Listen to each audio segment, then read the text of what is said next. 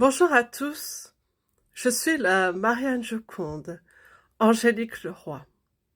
Je suis poétesse en art-thérapie. J'ai créé un nouveau genre, celui du lâcher-prise, celui qui veut parler avec le cœur et avec son corps et son esprit.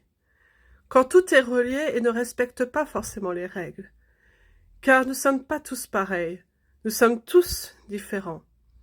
Il y a ce qu'on appelle la conformité, la normalité, le respect de l'excellence, et puis il y a ceux qui sont pas excellents, mais qui ont d'autres choses à apporter, une autre pierre à l'édifice. Depuis que je me suis mise dans les arts thérapeutiques, de façon inconsciente, pour que ça devienne ma reconversion professionnelle, je me suis rendu compte que tout ce qu'on m'a enfermé ne me permettait pas de me dévoiler.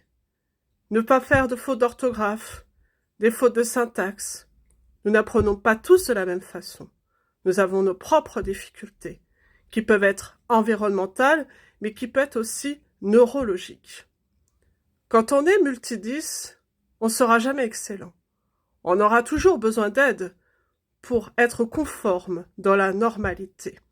Ce qui veut dire qu'il faut une équipe de choc pour pouvoir vous mettre en lumière.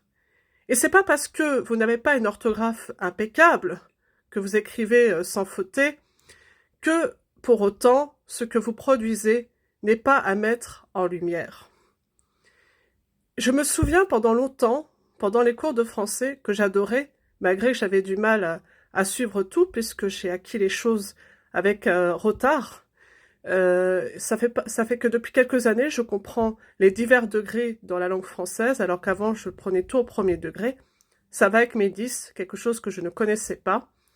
Il faut s'imaginer que tous mes apprentissages, je les ai vraiment avec un retard et en même temps avec mes facultés. Parce que je vois les choses autrement. Je vois les choses avec d'autres détails, avec d'autres choses. Et donc, je me suis mise à écrire dans le langage des oiseaux. Je ne savais pas ce que c'était. Et donc, le langage des oiseaux, on va considérer que c'est des fautes d'orthographe, puisque on joue avec des homophones.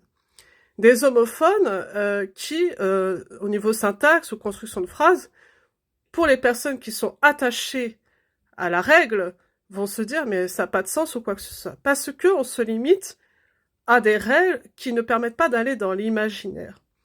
Et quand je me suis mis dans l'art-thérapie, je me suis rendu compte qu'il fallait jouer le jeu. Et le jeu, en fait, c'est ce que j'ai fait d'un point de vue inconscient. Mon corps s'est mis à faire des onomatopées, des souffles de vie, sur mes playlists de musique.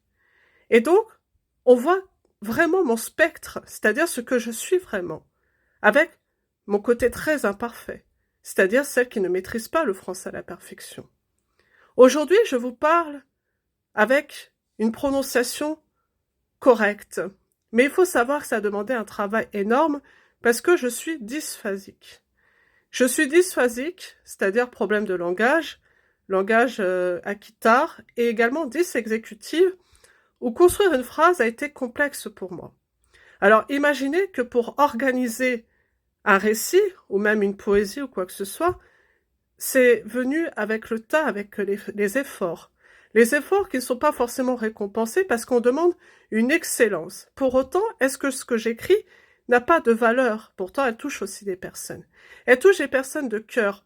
Les personnes qui se disent « Ah, cette personne, elle est comme moi. Cette personne, elle ne ressemble pas aux règles qu'on m'inflige ou quoi que ce soit. » Donc, je pars du principe que dans l'écriture, en fait, on peut avoir divers profils, pas uniquement un style. Et donc, quand on me dit « je ne respecte pas les règles », on veut me mettre dans une forme de honte. Ou de me dire que si j'ai un livre avec des fautes d'orthographe, de me mettre dans la honte, dans la production que j'ai faite, en disant « bah oui, mais regardez, celle-là, ça vaut pas le coup parce que elle fait des fautes ». Bah en fait, non. Il faut voir tout le parcours que j'ai fait pour arriver à vous produire ça. Et c'est valable pour toutes les personnes qui seraient dans la même configuration que moi de multidis, de réaliser un écrit quand sa pensée n'était pas forcément claire dès le départ, où les mots ne pouvaient pas sortir et que les phrases étaient complexes. Quand on arrive à faire un livre, quand on avait toutes ces difficultés-là, c'est un exploit. Et c'est le message que je veux donner. C'est-à-dire que tout n'est pas dans la paraphrase, car les grands auteurs écrivent beaucoup dans la paraphrase, et pour moi, ça m'ennuie profondément. Pour autant, je ne dis pas que c'est quelque chose qui ne doit pas exister. Ça existe pour des personnes qui veulent faire lire de la paraphrase et ça les regarde. Mais moi, dans mon cas, je préfère les choses qui vont à l'essentiel. Les choses qui donnent de la métaphore dans la métaphore. Je suis beaucoup dans la visualisation et c'est comme ça que j'aime l'écriture. Alors, j'aimerais qu'on nous respecte aussi, qu'on respecte les personnes comme nous qui voulons faire une écriture différente, des calembours certes, des calembours qui ne respectent pas forcément les règles de la prosodie ou qui ne respectent pas les règles de figure de style. Moi, je vous empêche pas de faire tous les figures du style existants qui existent, mais si moi je veux en faire d'autres, ça me regarde et c'est ma spécificité, c'est ce que je veux apporter. On adhère ou on n'adhère pas. Mais en tout cas, je préfère être imparfaite qu'être parfaite avec des règles. C'est aussi simple que ça. Alors, pour les fautes d'orthographe, il faut revoir tout un système, car en réalité, pour quelqu'un qui est dysorthographique, ne pas écrire entièrement des phrases et qu'on nous dit de prendre des notes, il n'y a rien de pire, surtout quand on est dysexécutif. Alors si on veut de l'excellence, déjà revoyons les processus, car le cerveau, il a besoin de répétition, il a besoin d'entretenir. Donc si on veut que les dysorthographiques et les dysexécutifs, les dyslexiques arrivent à obtenir une orthographe plus correcte, et ben dans ces cas-là, qu'on nous remette à faire des dictées, qu'on nous remette à faire des choses même dans le quotidien, même dans la vie d'adulte, qu'on nous oblige à squeezer. Donc, ça fait partie des choses où je voudrais mettre le point sur la table parce que ceux qui prennent l'excellence ne se rendent pas compte que l'école n'est pas égale pour tous, que les apprentissages ne sont pas égaux pour tous et qu'on part pas tous du même point de départ. Ce qui est facile pour eux n'est pas forcément facile pour les autres. Et donc, je pense qu'il faut qu'il y ait de l'inclusion, même dans l'écriture, en acceptant que selon les profils que nous sommes, nous devons avoir un accompagnement adapté. Et c'est pas uniquement dans certains métiers, c'est aussi dans l'écriture, dans l'édition. Et c'est aussi pour ça que je suis dans l'art-thérapie, car l'art-thérapie, ça libère de nombreuses choses. Dans le processus créatif, le lâcher-prise, se dire « je ne fais plus attention aux règles, je fais ce que moi j'ai envie de faire ». Et ça donne encore autre chose. On va beaucoup plus loin dans la prolongation de soi. Et donc, on peut pas dire d'un côté on fait de l'art-thérapie, on oublie tous les complexes et toutes les règles, et de l'autre se dire qu'il faut se conformer en art à des règles, à des techniques, à des choses comme ça. Et c'est pour ça que j'arrive pas à obtenir un cube harmonique. Un cube harmonique parce que, en fait, c'est tout et son contraire. C'est tout et son contraire, comment faire des protocoles quand dans la réalité c'est pas ça.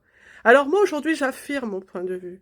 Je suis artiste, auteur, poétesse, et également futur art-thérapeute. Et ce que je veux dire, c'est que l'art n'a pas de limite. L'art est accessible à tous, avec sa propre personnalité, sans forcément se conformer aux règles. Et s'il y a des règles, c'est pour avoir un bon point de départ, des bases, mais on n'est pas obligé de forcément les respecter. Si ça ne nous correspond pas, on fait ce qui nous correspond, et c'est ça qui va nous libérer et être enfin soi. En tout cas, je vous remercie pour votre écoute, et je vous souhaite une excellente journée. La Marianne Joconde, allégorie poétique.